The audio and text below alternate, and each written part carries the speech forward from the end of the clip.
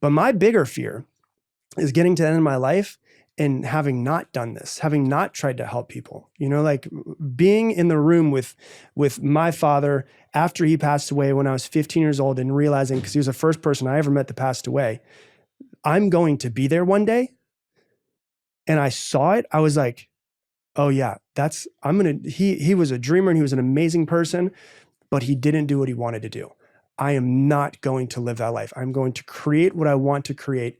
And now I have all of the other fears that everyone else has, but my biggest fear is getting to the end of my life and not having tried or not having at least gone for it. Yeah, I love hearing that. And you've reminded me of a great speech that Jim Carrey gave, funnily enough.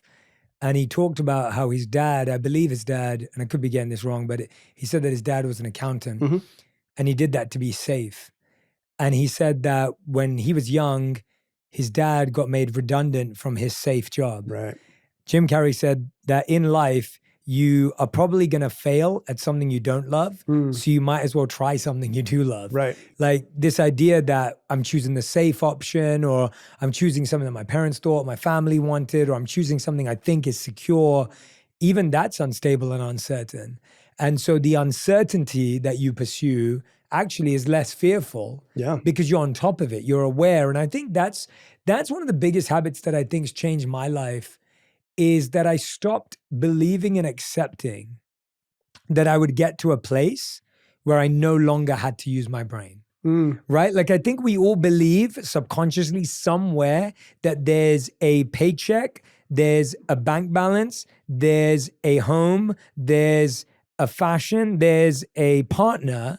That means from that point on, I don't have to think about anything. It's all good. Everything's perfect. It's all good. Right.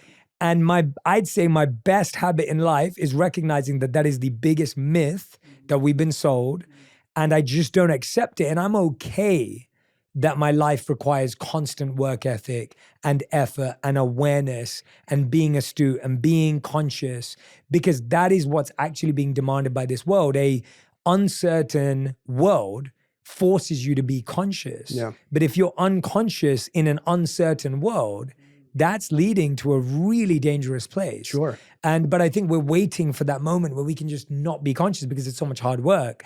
But to your point, it's way harder work being unconscious. Oh yeah. Because the amount of unconscious issues that arise